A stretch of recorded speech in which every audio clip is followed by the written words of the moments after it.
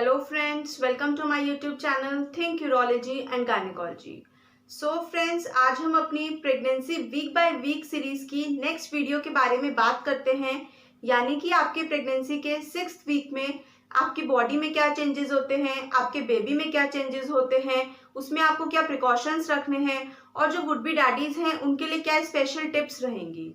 तो इन सब चीज़ों के बारे में हम डिटेल में डिस्कस करेंगे, तो आप मेरी इस वीडियो को एंड तक फॉलो जरूर करिए।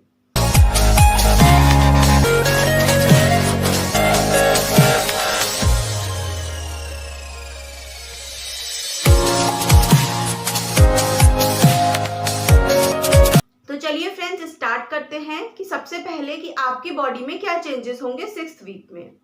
देखिए, जैसे जैसे प्रेगनेंसी का ड्यूरेशन बढ़ता है वैसे वैसे बीटा एचसीजी नाम का एक हार्मोन आपकी बॉडी में बढ़ने लगता है, जिसकी वजह से ही आपको सारे सिम्टम्स आते हैं। जैसे कि आपको बहुत ज़्यादा थकान लगने लगेगी, आपका जी मिचलाने लगेगा, आपको उल्टियाँ होने लगेंगी, साथ ही साथ में आपको ब्रेस्ट में पेन भी हो सकता है।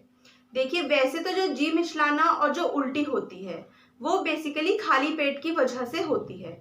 यदि आप लंबे समय तक खाली पेट रहते हैं तो पेट में एसिड बन जाता है और उसकी वजह से आपका जी मिचलाने लगता है। इसीलिए जब आप रात में लगभग 6 से 7 घंटे की फास्टिंग पे रहते हैं, यानी कुछ नहीं खाते हैं, तो पेट में एसिड की मात्रा बढ़ जाती है और नौजिया और वॉमिटिंग ज़्यादा होता है। इसीलिए इसको मॉर्निंग सिकनेस भी कहते हैं कि आप जब सुबह सो के उठते हैं तब आपका जी ज़्यादा मिचलाता है, आपको उल्टी जैसा ज़्यादा लगता है सुबह, क्योंकि काफ़ी देर तक आपका पेट खाली होता है, तो एसिड की वजह से आपको नौजिया जैसा लगने लगता है।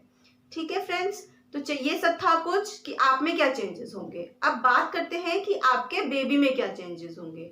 आपका बेबी 5th वीक में हमने बात की थी कि टैडपोल के हेड की तरह होता है, तो अब वो टैडपोल जो है वो बड़ा होने लगता है, वो स्ट्रेच होने लगता है और एक मटर के दाने के जितना हो जाता है। उसका साइज लगभग 20 मिलीमीटर्स हो जाता है। जो टेल होती है वो डिसअपियर होने लगती है, बेबी की नाक बनने लगती है, बेबी की जॉ लाइन बनने लगती है, बेबी की जो पैलेट होती है वो बनने लगेगी, बेबी के लंग्स बनने लगेंगे, बेबी की हार्ट बीट आ जाएगी, जो कि 5th वीक एंड में या फिर 6th वीक तक आ जाती है, तो बेबी की हार्ट बीट आ जाएगी। तो ये सब कुछ चेंजेस थे जो कि बेबी में होते हैं। अब आपके लिए क्या सलाह रहेगी, आपको अपनी प्रेगनेंसी का कैसे ध्यान रखना है। देखिए, जैसे कि मैंने आपको बताया कि आपको बहुत ज़्यादा थकान लगने लगेगी, तो आपको प्रॉपर रेस्ट लेना है। आपको दिन में 2 घंटे की स्लीप ज़रूर लेनी है। प्रॉपर रेस्ट करिए जिससे कि आपको ज़्यादा थकान ना लगे। दूसरी इंपॉर्टेंट चीज़ है कि आपको नौजिया और वॉमिटिंग होती है, तो उसके लिए आपको क्या करना है, आपको खाली पेट नहीं रहना है। आप चाहे थोड़ा थोड़ा खाइए, लेकिन हर 2 से 3 घंटे पे ज़रूर खाइए, तो ही आपको नौजिया वॉमिटिंग नहीं होगा। और अगर नौजिया वॉमिटिंग आपको ज़्यादा हो रहा है, इतना ज़्यादा हो रहा है कि आप एक बूंद पानी की भी नहीं पी पा रहे हैं, तो आपको तुरंत अपने गायनेकोलॉजिस्ट को कंसल्ट करना है। इस कंडीशन को हाइपर एमेसिस ग्रेविडेरम कहते हैं और ये कंडीशन बहुत खतरनाक होती है, जिसमें कि आप बिल्कुल भी कुछ भी नहीं खा पी पा रहे हैं, तो इसका असर आप पे और आपके बेबी दोनों पे पड़ सकता है। साथ ही साथ में आपकी बॉडी में विटामिन्स की डेफिशिएंसी हो सकती है और कई बार ये कंडीशन ब्रेन को भी इफेक्ट कर सकती है, जिसको कि एन्सेफेलोपैथी कहते हैं।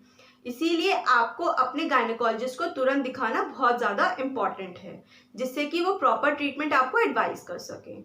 अब क्योंकि मैंने इसमें बताया आपको विटामिन्स की डेफिशिएंसी होती है, तो आपको विटामिन B6 आपके डॉक्टर प्रिस्क्राइब करेंगे, जिससे कि विटामिन की कोई डेफिशिएंसी आपको ना हो।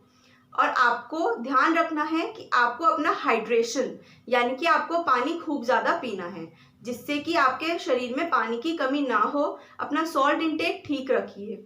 जब भी सुबह सो के उठें तो कोई भी ड्राई स्नैक्स या फिर सॉल्टी कुछ भी ज़रूर खा लें, क्योंकि आपका पेट 6 से 7 घंटे तक खाली है, तो वो खाली ना रहे जैसे ही आप सो के उठें, जिससे कि आपको और ज़्यादा एसिड ना बने और नौजिया वॉमिटिंग और ज़्यादा ना हो। तो आप इन सब चीज़ों का खास तौर से ध्यान रखिए।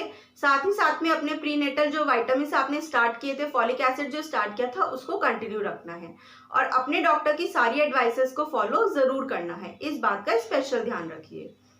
तो चलिए फ्रेंड्स, बात करते हैं कि अब जो वुड बी डैडीज हैं उनके लिए क्या सजेशंस रहेंगे। देखिए, जैसे कि आपको बताया गया है कि इस टाइम पे आपकी वाइफ को नौजिया और वॉमिटिंग काफ़ी होता है, जिसकी वजह से उनका कुछ खाने का मन नहीं करता, तो उनको जो भी चीज़ अच्छी लगे, कई बार ऐसा होता है कि जो चीज़ पहले अच्छी नहीं लगती है वो अब अच्छी लगने लग जाए। तो उनको जो भी चीज़ अच्छी लगे आप उनको वो खिलाने की कोशिश करिए। अगर आप खुद कुक कर सकते हैं तो खुद कुक करके उनको कुछ खिलाइए जिससे कि उनको अच्छा लगे और वो उसको खा लें। साथ ही साथ में उनको एक्स्ट्रा खाने के प्रेशराइज बिल्कुल मत करिए। उनका जितना मन कर रहा है वो उतना खाएं। साथ में उनको इमोशनली और मेंटली तो सपोर्ट आपको करना ही है जिससे कि वो हेल्दी रहे और हैप्पी रहे और आपका बेबी भी हैप्पी रहे। अगर आपको मेरी ये वीडियो अच्छी लगी हो तो मेरे channel think urology and gynaecology को लाइक, शेयर एंड सब्सक्राइब करना ना भूलें। बेल आइकन को प्रेस जरूर कर दें जिससे कि आपको सारी अपडेट्स मिलती रहें। अगर किसी को कोई भी डाउट हो तो आप कमेंट करके हमें पूछ सकते हैं।